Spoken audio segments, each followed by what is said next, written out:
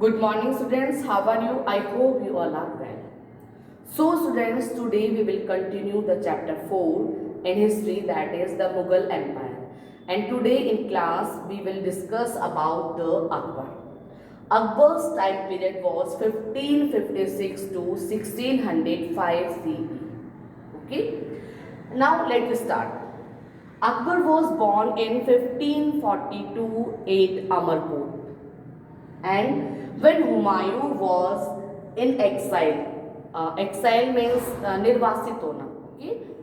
Then after Humayun's death in 1556, his 13 years old son was Akbar. Okay. Akbar was crowned the king with Bairam Khan as his regent. Okay. His accession to the throne gave who was Hamu? Hamu, the general of the Afghan leader Adil Shah Sur, an opportunity to occupy Delhi and Agra. Who gave the opportunity? Adil Shah Sur gave the opportunity to the Hamu. Then you occupy Delhi and Agra also. Hamu become the master of Delhi for short time. Then in the battle of Panipat, in the second battle of Panipat, that is held in 1556 CE, Hamu was defeated and killed by Bairam Khan. Okay. Now student, means Panipat, battle of the Panipat second, 1556, Hamu was defeated and killed by Bairam Khan. Okay. Now the Mughals reoccupied Delhi and Agra after Hamu's defeat in second battle of Panipat, which is held in 1556 CE. Now Akbar freed himself from the guardianship of Bairam Khan and took the reins of the empire in his own hands in 1560 CE. After resolving internal issues, he turned his attention towards territorial expansion on his empire. Okay. Now next we discuss conquest of Akbar. Akbar extended from the Himalayas in the north to Godavari in the south and the Hindu Kush mountain in the northeast to river Brahmaputra in the east. Okay. Now second, Akbar began his conquest by extending his control towards Malwa in 1561, Narmada Valley and the northern region of the present MP, Jaunpur, Gujarat, Bengal, Ajmer, Ranthambore, Bikaner and Jaisalmer also. And in 1572, Akbar occupied Ahmedabad and Surat in Gujarat also.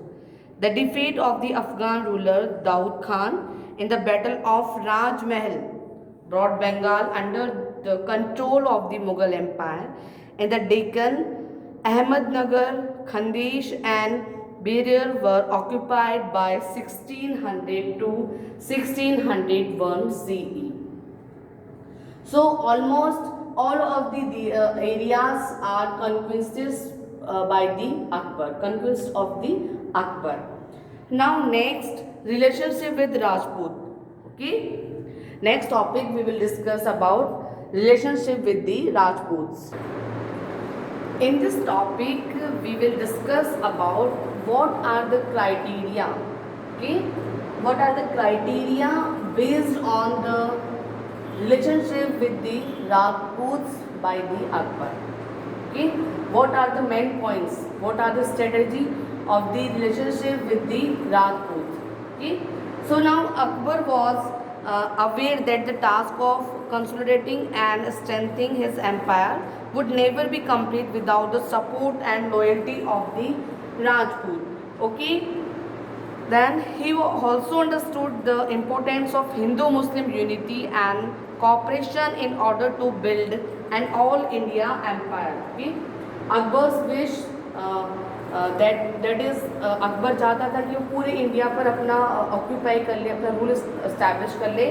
सो उसको मालूम था कि राजपूत के साथ में मुझे क्या करना पड़ेगा, अपने रिलेशंस की बॉन्डिंग जो है स्ट्रॉन्ग करनी पड़ेगी, एंड उसके लिए वो क्या करेगा, policy of matrimonial alliance with the Rajput की policy of the matrimonial alliance with the Rajput means he followed, okay, and just his marriage to Harkabai, one example, his marriage to Harkabai, popular called Jodhabai, daughter of Raja Bharmal of Amer in the Jaipur, secured for him to crucial support of powerful Amer Raja, and he also formed matrimonial alliance with several other Rajput princes. Okay, means Akbar was follow the matrimonial alliance with the Rajput and a strong bond with Rajputs.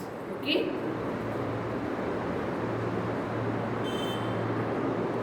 Second, he assigned high posts to Rajput chiefs. Means like Raja Todarmal and Mansingh in the army and administration, he assigned high posts, okay, and he did not annex Rajput kingdoms that accepted his suzerainty. Suzerainty means the right of the country, right of one country, in this case ruler, to partly control another country, that is suzerainty, and paid regular tributaries. He did not annex, okay.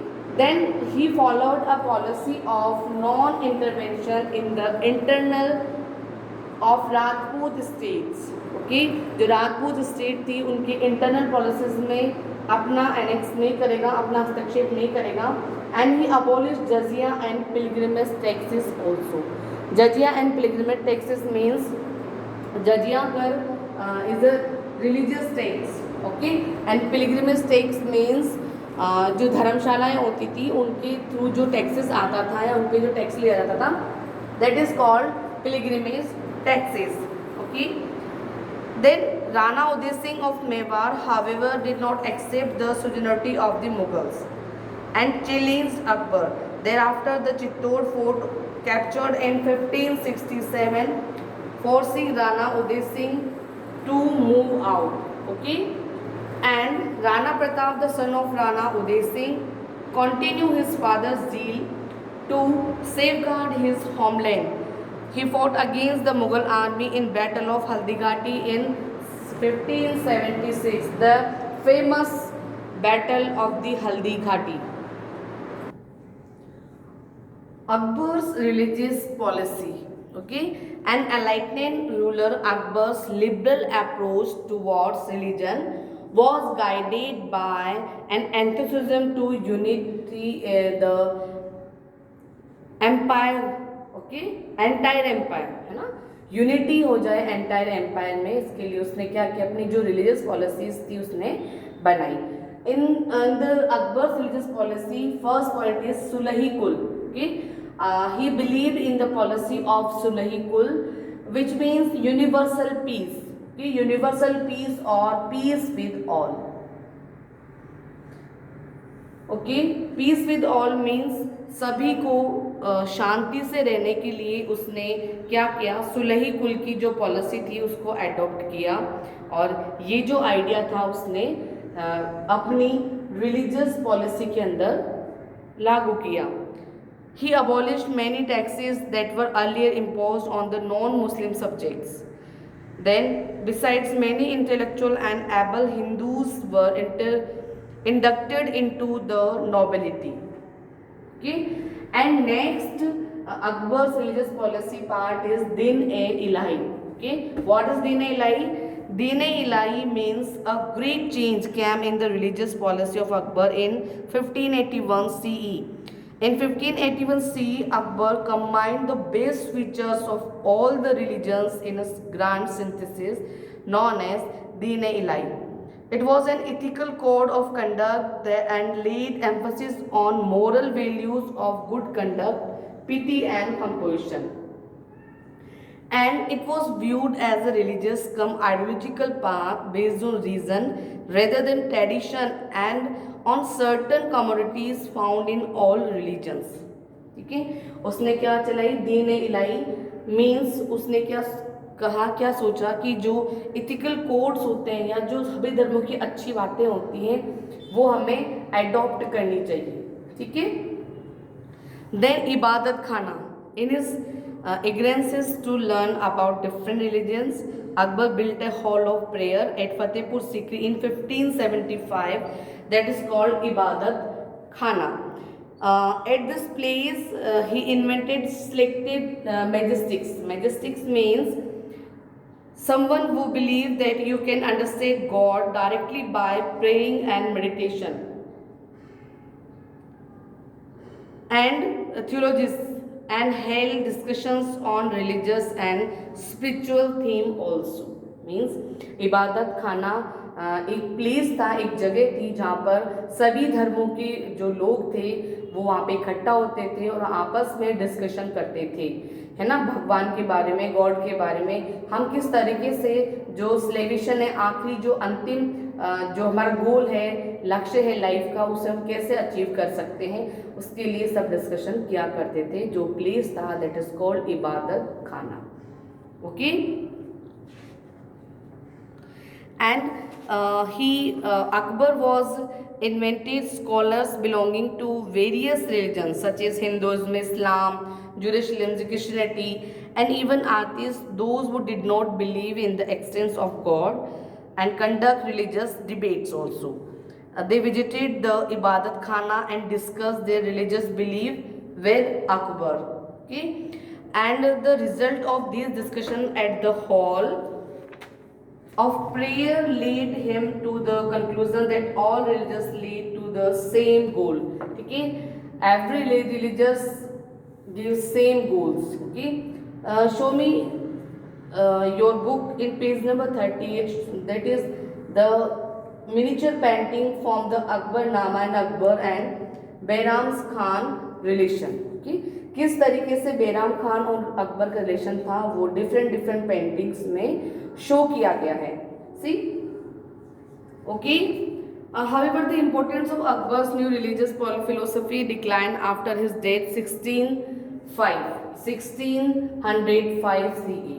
Okay, so that's all for today. Next class we have discuss next topic. Thank you and have a nice day.